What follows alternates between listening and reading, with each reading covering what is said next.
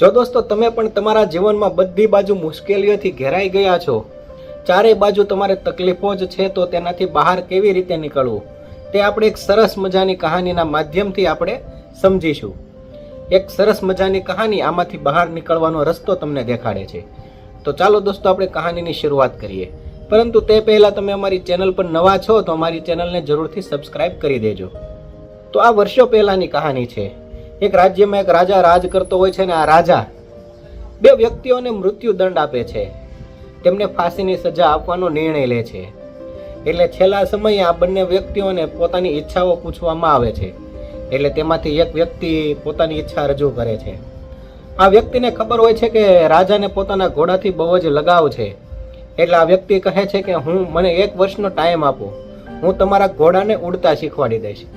એટલે રાજા પણ વિચારવા લાગે છે કે જો આ મને 1 વર્ષનો ટાઈમ હું આને આપું ને મારા ઘોડાને ઉડતા શીખવાડી દે તો આખી દુનિયામાં મારી સિવાય બીજો કોઈ પણ રાજા ઉડતા ઘોડાની સવારી નહીં કરતો હોય.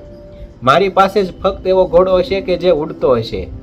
એટલે રાજા આ વ્યક્તિને 1 વર્ષનો ટાઈમ આપે છે. જ્યારે બીજો તેમનો મિત્ર હોય છે તે આ પહેલા વ્યક્તિની સામે અવિશ્વાસના ભાવથી જોવે છે ને તેવું નક્કી કરે છે કે તું કઈ રીતે આને 1 વર્ષમાં આના ઘોડાને ઉડતો કરી દઈશ. આ તો એકદમ ખોટી વાત છે ને તે તારા મૃત્યુદંડને 1 વર્ષ સુધી લંબાવી દીધો. એટલે આ જે પહેલો વ્યક્તિ હોય છે જેમણે 1 વર્ષનો ટાઈમ માંગ્યો અને જેમણે નક્કી કર્યું કે હું તમારા ઘોડાને ઉડતા શીખવાડી દઈશ, તે આ તેમના મિત્રને કહે છે કે મેં આ 1 વર્ષની અંદર 4 વસ્તુ નક્કી કરી લીધી. આનાથી મેં મારા બચવાના 4 ઉપાયો નક્કી કરી લીધા છે.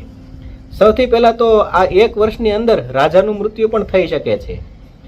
બીજો બચવાનો ઉપાય કે રાજાનું મૃત્યુ ન થાય તો કાંઈ નહીં, પરંતુ 1 વર્ષમાં કદાચ મારું પણ મૃત્યુ થઈ શકે.